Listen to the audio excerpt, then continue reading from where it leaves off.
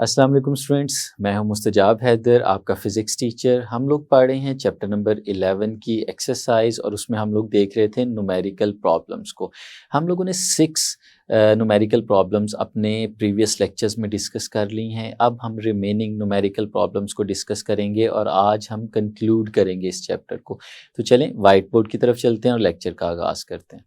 फिर 7th numerical की तरफ चलते हैं। हमारी एक्सरसाइज का स्टेटमेंट आपके सामने लिखी है। A mechanical engineer develops an engine working between 327 degrees centigrade and 27 degrees centigrade. Claims to have an efficiency of 52%. Does he claim? Correctly explain. Students, हमारे पास बताया गया है कि एक मैकेनिकल इंजीनियर ने एक इंजन डेवलप किया है जो कि दो इन टेम्परेचर्स के दरमियान ऑपरेट करता है और इंजीनियर ये क्लेम कर रहा है कि एफिशिएंसी 52% है। अब हमने बताना है कि उसका क्लेम ठीक है या नहीं। तो जो डाटा गिवन है वो हम यहाँ पे लिख लेते हैं। जो डाटा गिवन है स्टूडेंट्स वो है हमारे पास, सबसे पहले हमें टेम्परेचर बताया गया है 327 और 27। स्टूडेंट्स, आपको पता होना चाहिए कि जो टेम्परेचर हायर होगा वो सोर्स का टेम्परेचर होगा और जो लोअर होगा वो सिंक का टेम्परेचर होगा। तो इसी रिस्पेक्ट से हम इसे नाम भी देंगे। तो टेम्परेचर ऑफ सोर्स,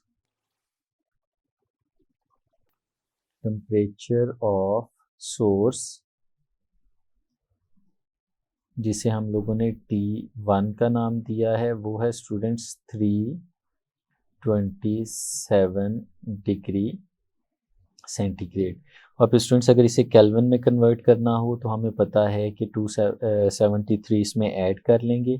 तो 327 इसमें हम लोग ऐड करेंगे 273, तो ये हमारे पास आ जाएगा केल्विन के अंदर और इसकी वैल्यू बनती है 600 केल्विन। ये हमारे पास सोर्स का टेम्परेचर आ गया। इसी तरह से जो टेम्परेचर है, टेम्परेचर ऑफ सिंक जिसे हम लोगों ने T2 का नाम दिया है, ये स्टूडेंट्स है 27 डिग्री सेंटीग्रेड। और इसे भी अगर केल्विन में कन्वर्ट करना हो तो हम इसमें ऐड कर लेंगे 273 को। तो ये स्टूडेंट्स बन जाता है केल्विन और ये आंसर हमारे पास आएगा 300 केल्विन। तो हमें स्टूडेंट्स सोर्स का टेम्परेचर भी मिल गया और हमें जो सिंक है उसका टेम्परेचर भी मिल गया। अब स्टूडेंट्स हमें जो वेरीफाई करना है वो उसका क्लेम है। तो वो क्लेम उस वक्त वेरीफाई हो सकता है जब हम लोग एफिशिएंसी खुद से फाइंड आउट कर लें। यानी स्टूडेंट्स हमें यहाँ पे खुद से एफिशिएंसी फाइंड आउट करनी है और देखना है कितनी एफिशिएंसी आती है। एफिशिएंसी को ईटा के साथ रिप्रेजेंट किया जाता है और ये स्टूडेंट्स हमें यहाँ पे फाइंड आउट करनी है। तो स्टूडेंट्स चलें कैलकुलेशंस की तरफ चलते हैं। हमें एफिशिएंसी का फॉर्मूला पता है, वो यहाँ पे लिख लेते हैं स्टूडेंट्स। वी नो दैट अगर हमें टेम्परेचर्स गिवन हो तो हम लोग एफिशिएंसी फाइंड आउट कर सकते हैं। एफिशिएंसी का फॉर्मूला होता है 1 minus T2 divided by T1। ये फार्मूला स्टूडेंट्स हमारे पास, और जो वैल्यूज़ हैं वो हमारे पास मौजूद हैं। हमें T2 की वैल्यू भी पता है और हमें T1 की वैल्यू भी पता है, तो वो सब्सटीट्यूट कर देते हैं स्टूडेंट्स। तो 1 माइनस T2 जो है हमारे पास वो है 300 और जो T1 है हमारे पास वो है स्टूडेंट 600। और फिर अगर इसे एलसीएम लेते हैं तो 600 माइनस 300 डिवाइडेड बाय 600, तो ये स्टूडेंट्स हमारे पास आंसर यहाँ पे आ जाता है 300 डिवाइडेड बाय 600। और जब हम इसे डिवाइड करेंगे स्टूडेंट्स तो ये हमारे पास आंसर आ जाएगा 0.5। तो ये स्टूडेंट्स हमारे पास एफिशिएंसी आ गई। लेकिन अगर इस एफिशिएंसी को परसेंटेज की फॉर्म में निकालना हो तो वो भी हम लोग जानते हैं कि परसेंटेज एफिशिएंसी स्टूडेंट्स निकलती है कि जो हमारे पास एफिशिएंसी की वैल्यू होती है उसे हम 100 के साथ मल्टीप्लाई कर दें, तो इस केस में 0.5 मल्टीप्लाइड बाय 100, तो ये हमारे पास आ जाएगा 50%। तो स्टूडेंट्स हमारे पास जो इंजन है उसकी एफिशिएंसी मैक्सिमम 50% होनी चाहिए। तो जो क्लेम इंजीनियर ने किया था वो 52% का था। तो फिर यहाँ से हम लोग क्या रिज़ल्ट ले सकते हैं? हम लोग स्टूडेंट्स यहाँ से ये रिज़ल्ट ले सकते हैं, the claim made by the engineer is not correct, क्योंकि इंजीनियर ने कहा था 52% एफिशिएंसी है, लेकिन हमने देखा कि हमारे पास जो एफिशिएंसी आ रही है स्टूडेंट्स वो 50% है, तो claim is false. Question number है हमारे पास स्टूडेंट्स 8। स्टेटमेंट आपके सामने लिखी हुई है, a heat engine performs 100 joule of work at the same time rejects 400 joule of heat energy to the cold reservoir. What is the efficiency of the engine? efficiency students हमें बतानी है। सबसे पहले डाटा लिख लेते हैं यहाँ पे। बस जो चीज़ बताई गई है वो सबसे पहले है वर्क बताया गया, work done by the engine, work done. जो वर्क डन है स्टूडेंट्स इसे हम लोग रिप्रेजेंट करते हैं W के साथ, और जो इसकी वैल्यू है वो है हमारे पास 100 जूल। अब फिर जो दूसरी चीज़ हमें बताई गई है वो हीट रिजेक्टेड है, हीट रिजेक्टेड, जिसे हम लोगों ने Q2 का नाम दिया होता है, और इसकी वैल्यू है 400 जूल। और स्टूडेंट्स जो हमसे पूछा गया है वो यहाँ पे लिख लेते हैं कि हम लोगों ने सॉल्व करना है टू फाइंड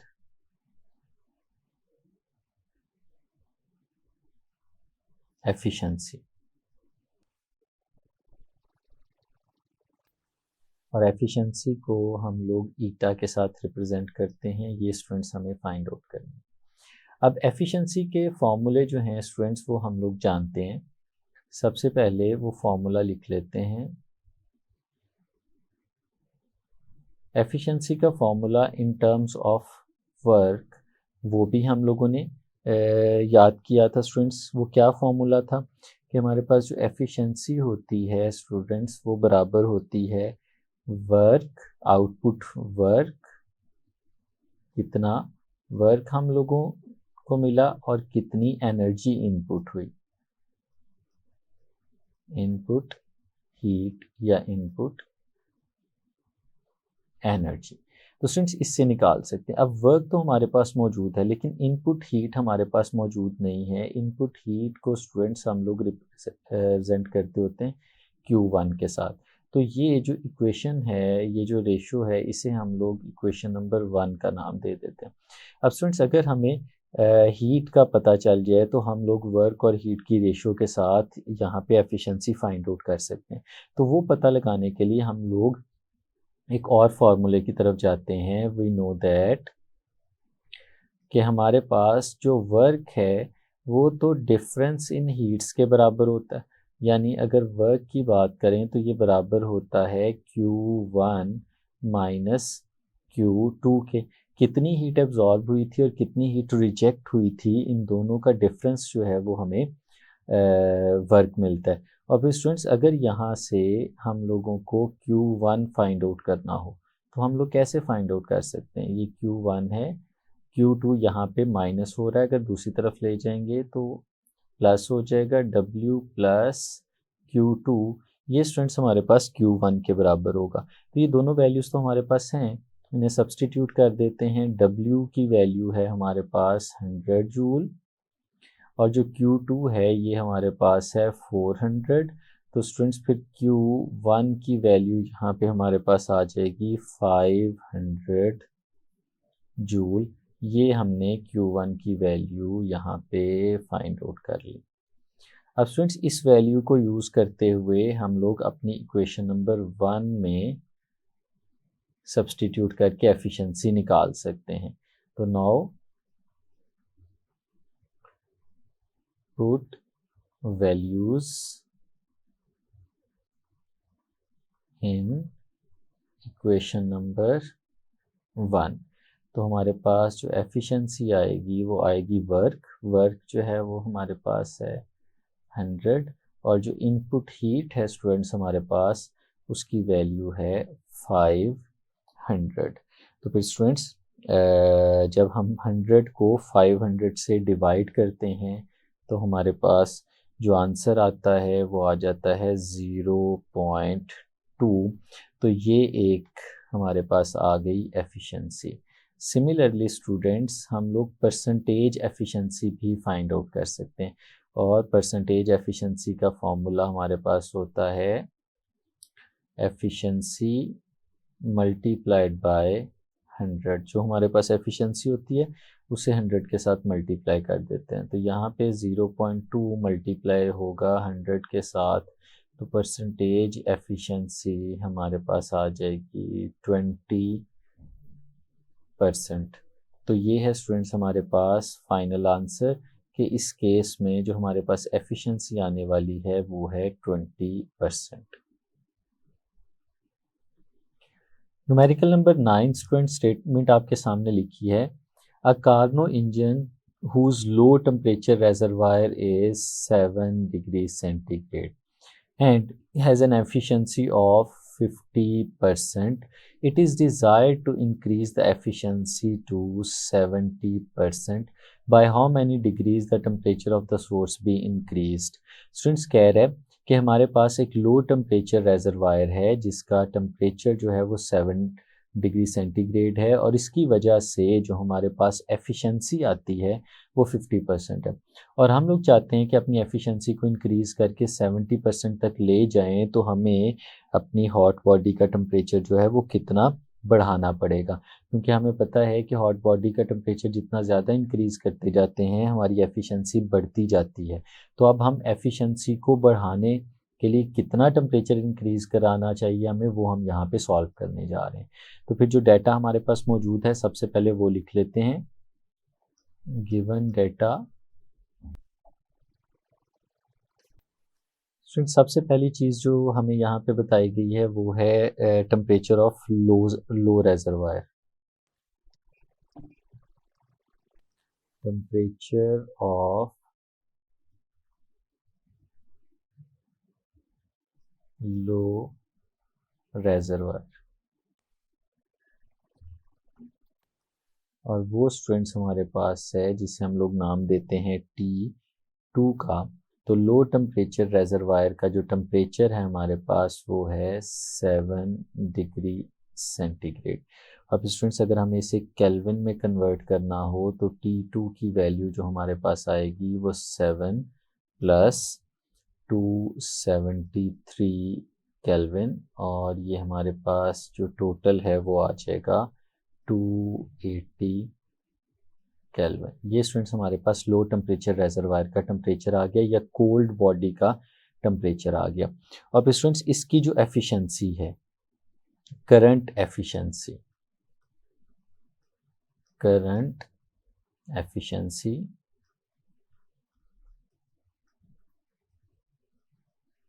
इसे हम ईटा के साथ रिप्रेजेंट कर लेते हैं, और ये है स्टूडेंट्स इस वक्त 50%।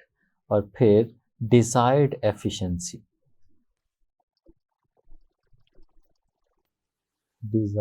एफिशिएंसी इसे हम प्राइम के साथ रिप्रेजेंट कर लेते हैं, और वो है स्टूडेंट्स हमारे पास 70%। और स्टूडेंट्स ये दोनों एफिशिएंसीज जो हैं ये परसेंटेज में है, यानी ये भी परसेंटेज एफिशिएंसी है और ये भी परसेंटेज एफिशिएंसी है।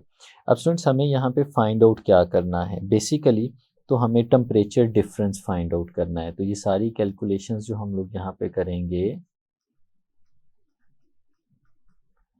To find T1 prime minus T1, ये फाइंड आउट करेंगे। और स्टूडेंट्स T1 प्राइम क्या है? ये T1 प्राइम जो है स्टूडेंट्स वो इस एफिशिएंसी के लिए टेम्परेचर है, और T जो है T1 जो है वो इस एफिशिएंसी के लिए टेम्परेचर है। तो इन दोनों का जो डिफरेंस है हमें स्टूडेंट्स वो कैलकुलेट करना है। लेकिन वो तो उस वक्त कैलकुलेट हो पाएगा जब हम इन दोनों की वैल्यूज़ अलग अलग से कैलकुलेट कर लेंगे। तो स्टूडेंट्स सबसे पहले हम इसे सॉल्व करते हैं T1 के लिए, जब हमारे पास एफिशिएंसी 50% है। तो पहली कैलकुलेशन होती है टू फाइंड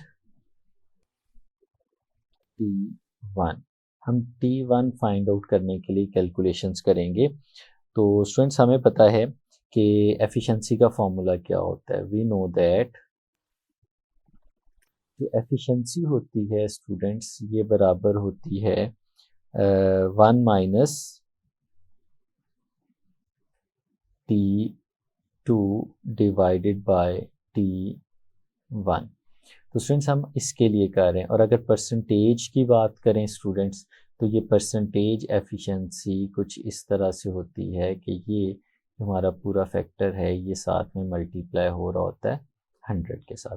तो स्टूडेंट्स फिर अगर ये पहले वाले केस की बात करें तो परसेंटेज एफिशिएंसी हमारे पास है 50, तो हम इसकी जगह पे सब्सटीट्यूट करते हैं 50, और ये हमारे पास आ जाएगा 1 माइनस T2 जो है हमारे पास ये 280 केल्विन है। T1 स्टूडेंट्स हमें ये अभी फाइंड आउट करना है, और साथ में जो मल्टीप्लाई हो रहा है हमारे साथ वो है 100। इसको हम दूसरी तरफ ले जाते हैं तो ये डिवाइड हो जाएगा 50 divided by 100 is equal to 1 minus 280 divided by T1। ये स्टूडेंट्स हमारे पास यहाँ पे रिलेशन बन जाएगा। और जब 50 को स्टूडेंट्स हम 100 पे डिवाइड करेंगे तो ये हमारे पास जो आंसर है वो आ जाएगा 0.5 is equal to 1 minus 280 divided by T1। और फिर स्टूडेंट्स अगर हम इसे फर्दर सॉल्व करने की तरफ जाएं, क्योंकि हमें T1 फाइंड आउट करना है, तो इस इक्वेशन को थोड़ा सा रीअरेंज कर लेते हैं।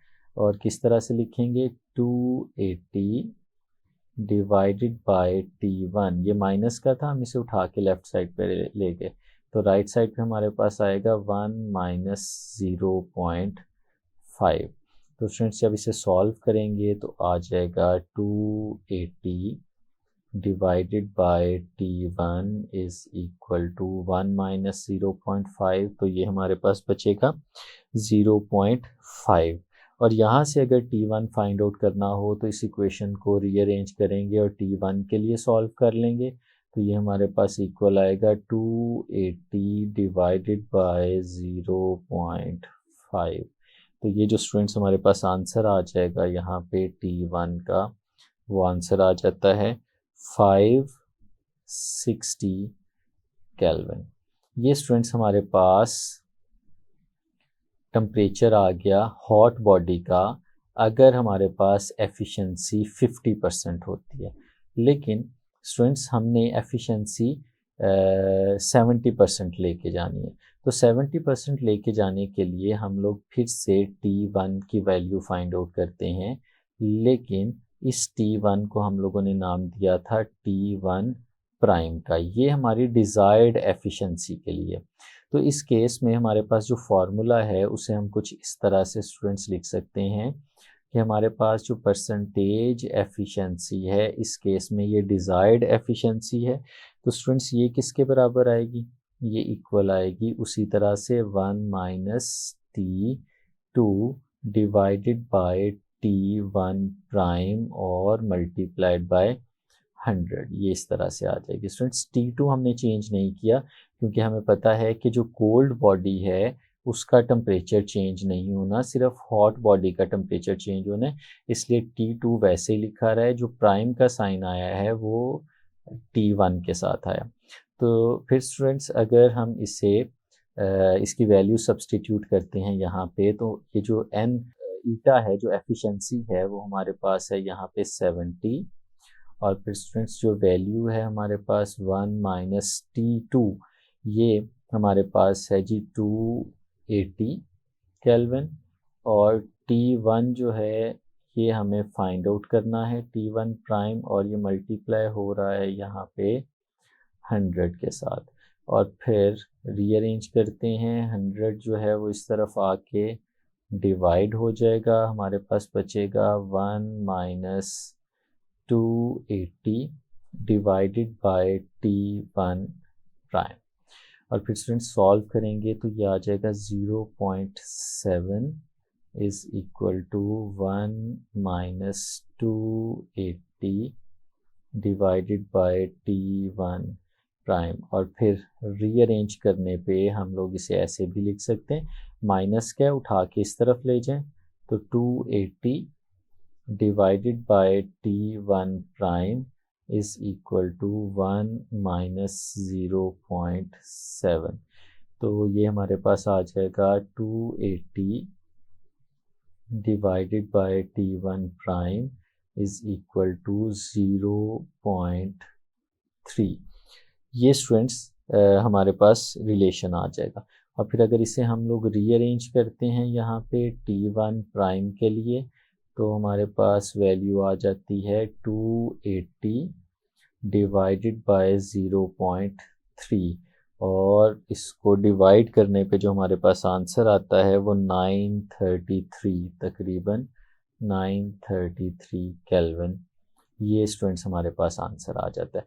अब हमें तो फाइंड आउट करना था कि कितना टेम्परेचर इंक्रीज करना है। अब हमने देखा कि अगर अभी वाली एफिशिएंसी के हिसाब से देखें, जो करंट एफिशिएंसी है, करंट एफिशिएंसी थी 50%, तो 50% एफिशिएंसी के अकॉर्डिंगली जो टेम्परेचर था वो 560 केल्विन था। और जो हमें 70% एफिशिएंसी चाहिए उसके लिए जो टेम्परेचर है वो 933 केल्विन है। तो फिर कितना टेम्परेचर हमें इंक्रीज करना चाहिए वो यहाँ पे इनके डिफरेंस से मिल जाएगा, यानी T1 prime minus T1।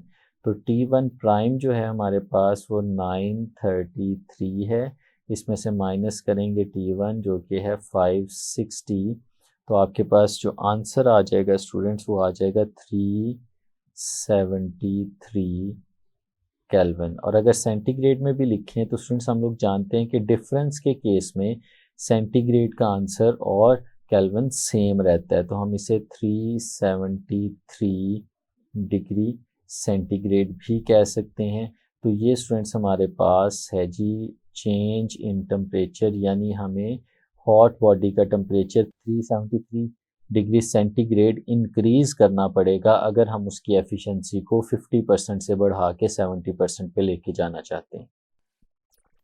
10th numerical देखते हैं स्टूडेंट्स, हमारे पास स्टेटमेंट लिखी हुई है, steam engine has a boiler that operates at 450 kelvin. एक बॉयलर है जो 450 केल्विन के ऊपर ऑपरेट होता है। The heat changes water to steam which drives the piston. The exhaust temperature of the outside air is about 300 Kelvin. What is the maximum efficiency of this steam engine? हम लोगों को steam engine की maximum efficiency बतानी है। तो सुन, सबसे पहले data जो हमारे पास है उसे लिख लेते हैं यहाँ पे। सबसे पहले हमें बताया गया है कि जो टेम्परेचर है बॉयलर का, बॉयलर जो है हमारे पास सोर्स होता है, तो हम उसका टेम्परेचर लिख लेते हैं।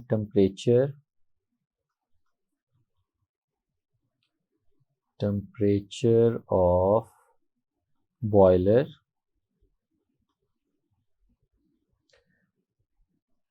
जिसे हम लोग T1 के साथ रिप्रेजेंट करेंगे, और ये स्टूडेंट्स हमारे पास है 450 केल्विन। इसी तरह से हमारे पास जो एग्जॉस्ट एयर है वो जहाँ पे जा रही है उसका भी आउटसाइड एयर का टेम्परेचर बता दिया गया है, तो वो भी लिख लेते हैं। टेम्परेचर ऑफ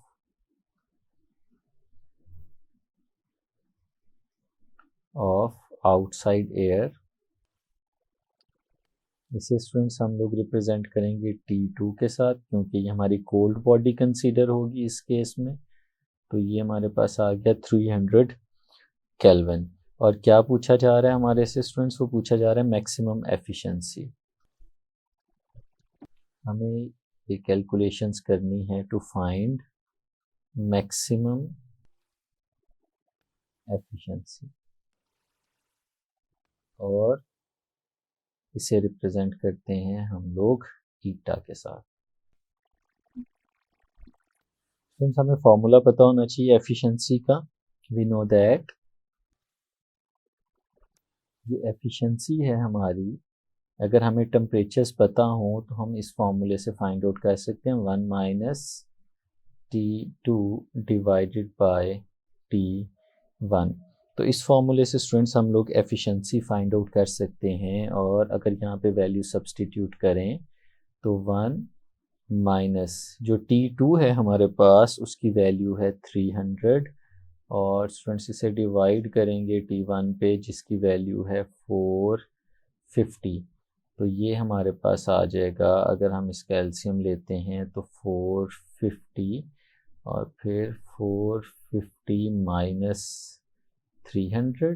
तो ये जो आंसर हमारे पास बचेगा वो 150 डिवाइडेड बाय 450, और अगर हम इसे पॉइंट्स में लिखें तो ये 0.33 ये हमारे पास आ जाता है। तो स्टूडेंट्स ये हमारे पास आ गई एफिशिएंसी। लेकिन एफिशिएंसी जब भी पूछी जाती है तो स्टूडेंट्स उसको हमेशा परसेंटेज की फॉर्म में लिखा जाता है। तो फिर अगर हम परसेंटेज एफिशिएंसी यहाँ पे लिखें तो वो किसके बराबर होती है, एफिशिएंसी मल्टीप्लाइड बाय 100, यानी हमारे पास जो 0.33 आंसर आया है इसे 100 के साथ हम लोग मल्टीप्लाई कर देंगे, तो ये हमारे पास आंसर आ जाएगा परसेंटेज एफिशिएंसी का, जो कि 33% बनती है। तो ये स्टूडेंट्स हमारा फाइनल रिज़ल्ट है कि अगर एक बॉयलर जो है वो 450 केल्विन पे ऑपरेट कर रहा हो और एग्जॉस्ट रेट 300 केल्विन पे हो, तो हमारे पास जो मैक्सिमम एफिशिएंसी मिलेगी वो 33% की मिलेगी। 11th न्यूमेरिकल स्टूडेंट हमारी एक्सरसाइज का 336 joule of energy is required to melt 1 gram of ice at 0 degree centigrade. What is the change in entropy of 30 grams of water at 0 degree centigrade as it is changed to ice at 0 degree centigrade by a refrigerator? तो students data लिखते हैं सबसे पहले जो given है। सबसे पहले students हमें बताया गया है कि आपकी heat of fusion of water कितनी है, जो हम यहाँ पे लिख लेते हैं हीट ऑफ फ्यूजन। जो हीट ऑफ फ्यूजन है स्टूडेंट्स इस केस में आइस के लिए, वो हमें जो बताई गई है वो ये बताई गई है कि 336 joule energy is required to melt 1 gram of ice. 1 gram ice अगर हो तो उसके लिए इतनी एनर्जी चाहिए। तो स्टूडेंट्स हम इसे रिप्रेजेंट करते होते हैं LF के साथ, और इस केस में ये हमारे पास आ रही है 336 जूल पर ग्राम। हर 1 ग्राम के लिए हमें इतनी एनर्जी रिक्वायर्ड होती है। दूसरी चीज़ जो स्टूडेंट्स हमें बताई गई है वो है mass of water. Mass of water, तो स्टूडेंट्स इस केस में जो मैस ऑफ वाटर है जिसे स्मॉल m के साथ रिप्रेजेंट करते हैं, ये हमारे पास आ जाता है 30 ग्राम। ये मैस ऑफ वाटर मौजूद है। और टेम्परेचर भी स्टूडेंट्स हमें बता दिया गया है, जो टेम्परेचर है वो 0 डिग्री सेंटीग्रेड है। ये है स्टूडेंट्स हमारे पास 0 डिग्री सेंटीग्रेड, ये हमारा टेम्परेचर है। अब स्टूडेंट्स हमें क्या फाइंड आउट करना है, हमें यहाँ पे फाइंड आउट करना है चेंज इन एंट्रोपी को। चेंज इन एंट्रोपी, और स्टूडेंट्स इसे हम लोग रिप्रेजेंट करते हैं डेल्टा S के साथ। ये हमें यहाँ पे फाइंड आउट करना है। आप कैसे फाइंड आउट कर सकते हैं, कैलकुलेशंस की तरफ जाते हैं। फ्रेंड्स अगर हम देखें तो हीट ऑफ फ्यूजन जो है वो 336 जूल पर ग्राम है, यानी 1 ग्राम आइस जो है उसको मेल्ट करने के लिए जो हीट वहाँ पे रिक्वायर्ड है वो 336 जूल है। अगर हम टोटल हीट निकालना चाहें तो हमें देखना पड़ेगा कि मैस कितना है। तो इस केस में जो हमारे पास मैस है वो 30 ग्राम है। तो इसका मतलब है अगर हम चेंज इन हीट निकालना चाहें, डेल्टा क्यू जो टोटल चेंज इन हीट है ये फाइंड आउट करना चाहें, तो ये किसके बराबर आएगी स्टूडेंट्स? ये बराबर आएगी mass multiplied by latent heat of fusion. अगर लेटेंट हीट ऑफ फ्यूजन जैसे इस केस में हमने ग्राम्स में ली हुई है तो मैस भी ग्राम्स में ले लेंगे, और अगर हमें लेटेंट हीट ऑफ फ्यूजन जो है इसको हमने किलोग्राम्स में लिया हुआ है तो फिर मैस भी हमें कन्वर्ट करना पड़ेगा और मैस भी किलोग्राम्स में लेना पड़ेगा। लेकिन इस केस में क्योंकि दोनों ग्राम्स में लिए हुए इसलिए हम इसी तरह से ग्राम्स में ही इसे यहाँ पे सॉल्व कर सकते हैं। तो फिर स्टूडेंट्स जो डेल्टा क्यू की वैल्यू यहाँ पे हमारे पास आएगी उसको हम लोग कुछ इस तरह से लिख सकते हैं। मैस जो है हमारे पास वो 30 ग्राम्स है, हम यहाँ पे 30 लिख देंगे और ये स्टूडेंट्स मल्टीप्लाई होगा लेटेंट हीट के साथ जिसकी वैल्यू है 336। तो फिर स्टूडेंट्स जब हम इसे सॉल्व करते हैं 30 को 336 के साथ मल्टीप्लाई करते हैं तो हमारे पास आंसर आ जाता है, ये आ जाता है स्टूडेंट्स हमारे पास 10080 और ये हमारे पास आ जाएगा जूल्स के अंदर। अब स्टूडेंट्स हम लोगों को क्योंकि एंट्रोपी में चेंज फाइंड आउट करना है तो हीट जो है वो ट्रांसफ़र हुई है वाटर से। अब स्टूडेंट्स इस केस में जो हमारे पास चेंज इन एंट्रोपी है वो नेगेटिव आएगी, तो उसको हम किस तरह से लिख सकते हैं कि चेंज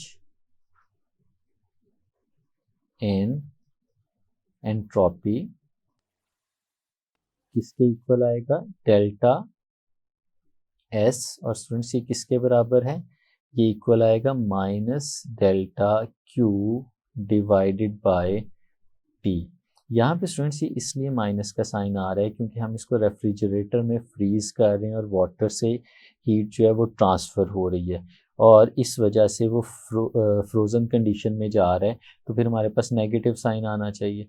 तो फिर डेल्टा एस स्टूडेंट्स किसके इक्वल आएगा? माइनस जो डेल्टा क्यू है इसकी वैल्यू हमारे पास आ जाती है 10080 और इसे हम लोग डिवाइड करेंगे टेम्परेचर के साथ जो कि 0 डिग्री सेंटीग्रेड है, लेकिन हमें पता है कि टेम्परेचर को केल्विन में लेना है।